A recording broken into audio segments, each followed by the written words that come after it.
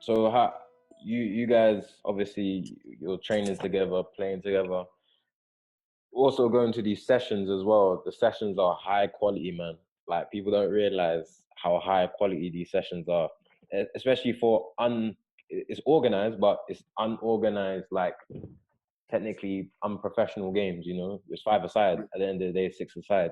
So Yeah. just speak on the quality that you see there, and speak on how that's helped you guys. Let's say, for example, you have how that's helped you develop throughout the years, and what you look out for in terms of like players and what they're doing in terms of how they're shooting and stuff, and yeah, things like that. So like, this, coming to these sessions is a real eye opener for a lot of players, especially for goalkeepers. So obviously, me and Melvin have been going to these sessions since they started. Obviously, we started it together, whatever the case is. But always when I bring a younger player or a younger goalkeeper to these sessions, they always struggle because they can't keep up with the intensity. So when I first went, obviously when I first went, it's funny because you was there, Jordan, the first day, innit? And I know Jordan for years, and I know Jordan, his finishing is ridiculous, obviously. And we're playing in the five-a-side. It's small. It's a small area, so it's difficult to like decide whether you want to go early as a goalkeeper, stand up, and be hard to beat. So when you're playing in these five-a-side, six-a-side, seven-a-side environments where you're facing 70, 80, 90 shots a session, it's so positive. I mean, you learn so much about yourself as a goalkeeper, how tough-skinned you are. There's a lot of trash talk as well between the players, which adds that element of fun, but at the same time still competitive. Yeah. So now the intensity, the quality is unbelievable, especially when you go to professional. It's unprofessional professional environments where everyone's on it, everyone wants to win, but there's still an element of fun about it. So obviously, when you're playing against top level players, you learn a lot about players, like just body shape, just eyes, just things like that. So like in time, you learn what kind of players you play against, and that helps you on a Saturday sometimes, because you might play against a similar player and you thought, okay, cool, well, I saved 7, 8, 9 shots similar to this. So it gives you kind of the confidence to go into your Tuesday or Saturday games, knowing that you've had a banging session where it was just 100 shots and you've done really well. Yeah. You breathe that confidence into your game on the Tuesdays and the Saturdays. And I think it's helped me and Mel massively over the last 2-3 years playing against top level players like yourself, Jordan, and you know, a lot of players to name. Like I could sit here for hours talking about the players that come to those sessions. Madness. You know what I mean? So it's helped us massively. What about you, Mel? It's only for me, like it's only I say the last year and a half to my involvement with Rising Ballers is the reason why I haven't been involved in them sessions as of much, but like since I've been involved with them from day one, like what's interesting for me is that the players that's involved within the session are top players. So I'm in an environment with players that are in better positions than me, players that are playing week in, week out at the highest level possible. And it's like you look at the intensity that they play with, their decision making, and what they do on and off the ball is a real eye opener. And it may take some people time to adjust to it, but it's a very, very enjoyable experience every single time I go. And it's just about whether you back yourself to compete. And if you back yourself to compete and you put in the work, then it shows when you're doing them sessions. So like week in, week out, like doing them sessions it's crazy. It's crazy, but it's enjoyable at the same time. Yeah, if we were to sit here and name how many London footballers, young footballers, have joined that session, mostly it's hosted in Northwest London, where me and Haf are from. But yeah, I would be here for ages, and I would miss so many people out. But I'm gonna put you guys a bit under pressure now, just to tell the people, give me the guy who you want on your team defending your goal in front of you out of all the people in that session, or who's joined that session, and give me the person, who you don't want to be saving shots against and you want on your team scoring against. Like, let's say he's scoring against Melvin, or scoring against Hafed. Oh, that's a good question. Jesus. This could be this. I'm gonna upset a lot of people by saying names. Yeah, I know. It's not. This is not gonna be perfect. Just one name. Just one name. That's one name for both. So what you said? One defender, one attacker. Yes, one. And there's not many defenders there, so yeah, there's more midfielders and stuff like that. But who's that guy where he's gonna block? He's gonna block shots for you. Like no one's getting past him. His distribution from the back as well, because that's important as well in those tight either side games as well.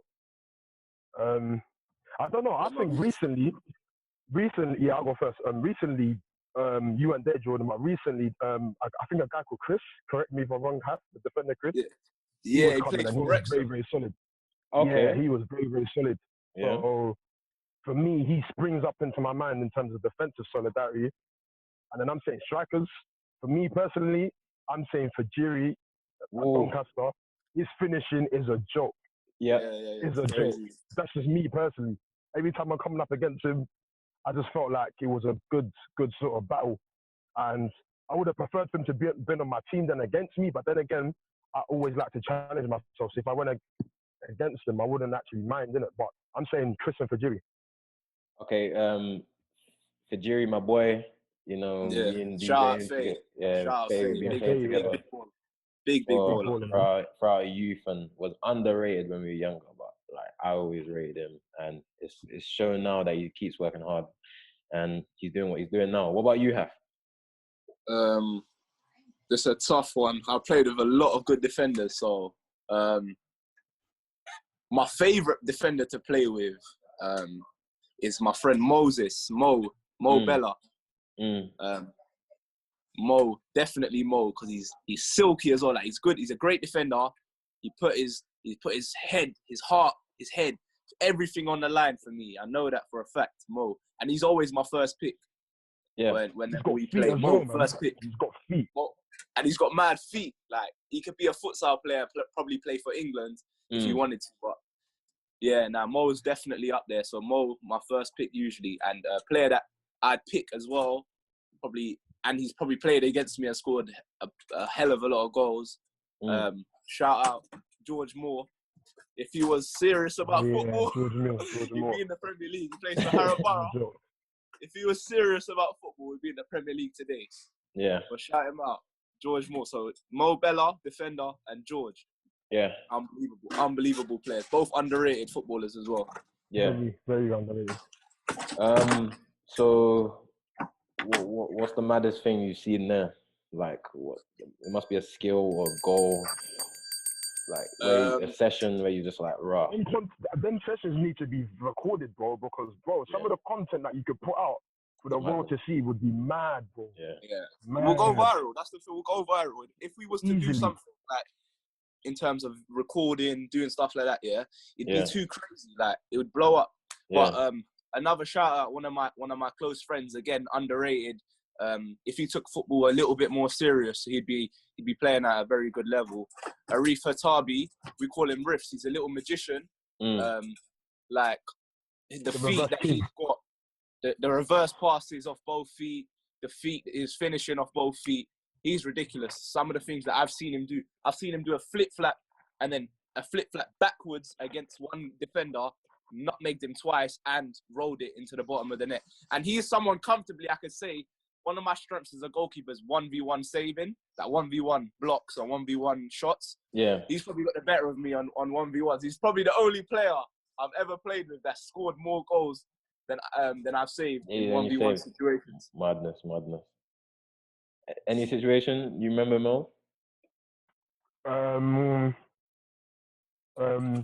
I just think there's just many situations. Like very regularly, there's always like team goals or individual brilliance, or we would be like 0-0 for like I say 5 minutes straight, and no one scoring, and then like out of the blue, someone just does something crazy. So I can't pinpoint an individual sort of thing that I can remember, but majority of the time, I say 90% of the time, the quality is outrageous.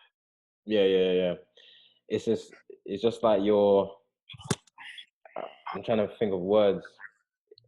You get it all the time that you're spoiled. It's like spoiled for choice, how many players come and train with you, and the standard as well that You know, say for example, I go there in my off season, I get training and couple sessions with you guys and everyone else, and it prepares me to go back. You know, just in a it session definitely like does.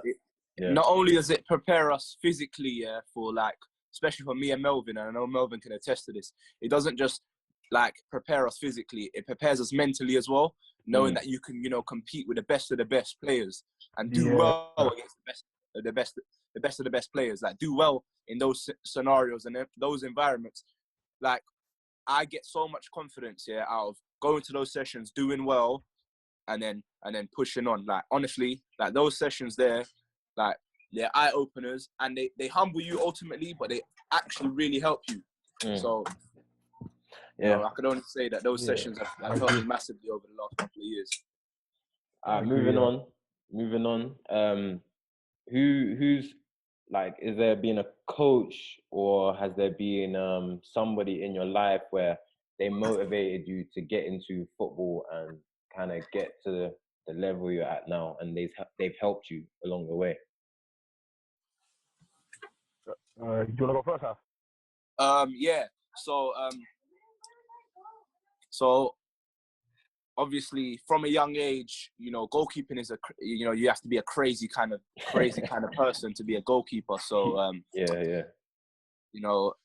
guys are most normal. I've probably met. Yeah, I feel like we're the most normal, crazy goalkeepers as well. We got our crazy sides, obviously, but when I was young, I was just football crazy, and football kept me out of a lot of trouble. So a place that I used to lean on all the time was Alberton Goals. So I used to go to Alberton Goals in northwest London by myself some days, just with my cones and with my gloves and a couple footballs and whatever the case was.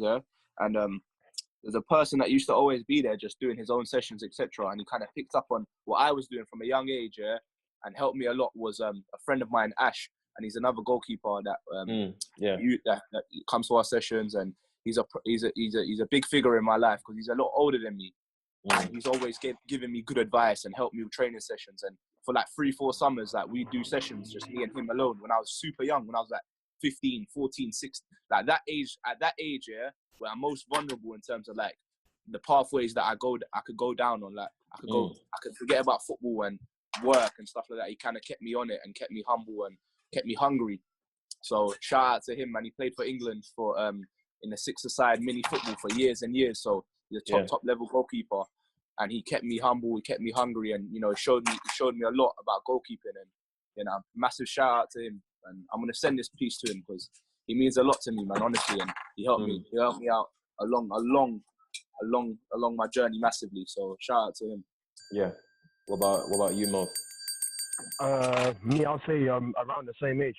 I think it's 15, 16. When I was playing Sunday League before I transitioned into full time, I was at a club called Innswood FC, and they're based in so like next Arsenal's academy training down there. Legendary. My coach, my coach, Jade Bailey's dad.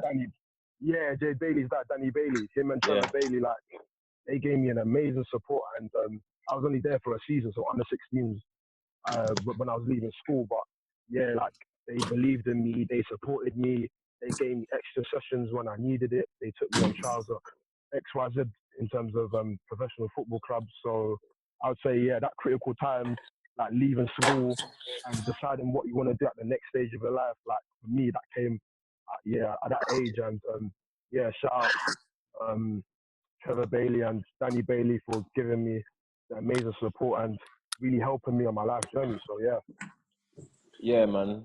Because you guys have never played for academy, so I always wonder. For me, it's like I was in a different world mentally, So I was always thinking, like you want to play football, you go to academy, then you go through the academy rank, then try and make it to the first team type of thing.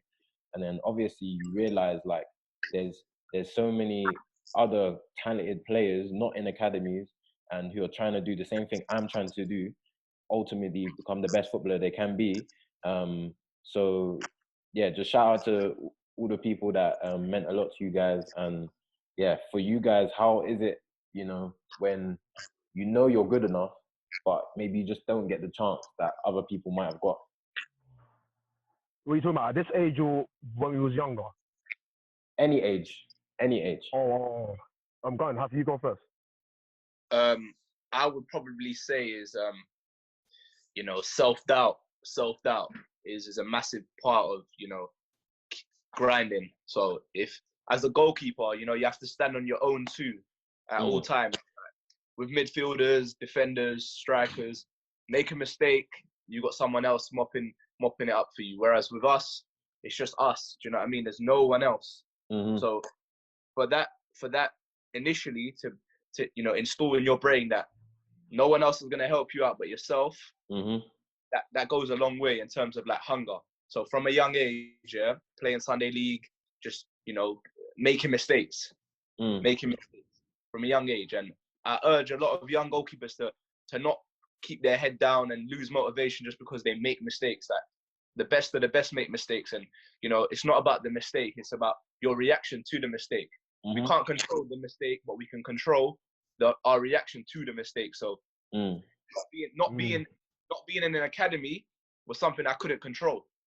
I'll go on to say this, that I would have loved to be in an academy from the age of 8, 9, 10, whatever, pushed on, but I couldn't control not being in an academy. What I could control is how hard I worked away from being in the academy, how hard I grinded, all the extra hours I put in to get to the point that I'm at now. And I'm nowhere near where I need to be in my career, and I'm pretty sure I'll push on at some point. But I couldn't control not being in an academy. So what I could control is working hard, doing my extra runs, doing things that the professionals were doing, and understanding that the professionals are working at 100% to be where they need to be. And I knew from a young age that I needed to work at 200% to surpass. So that's why Melvin's got them waking up at 6:30 in the morning and doing his extra sessions, because he knows that there's other goalkeepers that are out there that we're coming for, like we're coming and taking their shirt. It might not be next season, but at some point, me and Melvin are going to come and take their shirts, because we know that we have to work at 250% to be better than them. So back to my point, we couldn't control not being in an academy setup from young, but what we can control is how hard we work. So I leave it at that. Yeah. That's great advice, man. What about Melvin? So to be fair with myself, I went in the academy until 16. So I went to Oxford United at 16 when I left school. Had an extended school where I played for their youth team.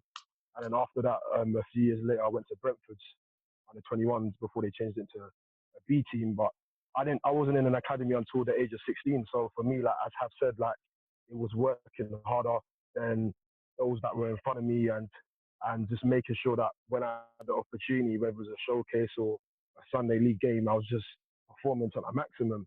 But in terms of me now, I would say that like with being a goalkeeper, most professional football clubs have 2 or 3 max. So it's not like an outfielder's position where a striker at a club that would have 4 or 5 strikers, or midfielders that would have 7 or 8. So goalkeepers is a very limited position. So, and what I realized is at the top level, there isn't many young goalkeepers playing week in, week out at the top level. If you look at the top level, maybe the Jordan Pickfords, Ian Hendersons, Donnarumma, that's at AC Milan, but most goalkeepers at the top level are 29, 30-ish. They're all experienced goalkeepers, and goalkeepers mature later into the game and stay later in the game. So it's like, that's why I believe, like me and Hafed, we've still got a chance, even at our age.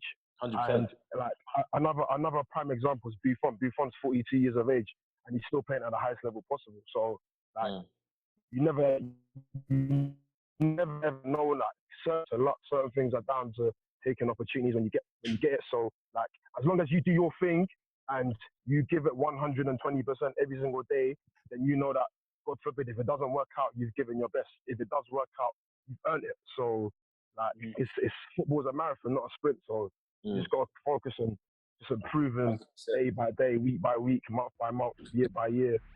And yeah, statistics are all part of that now. So yeah, man, that's all I've got to say, really.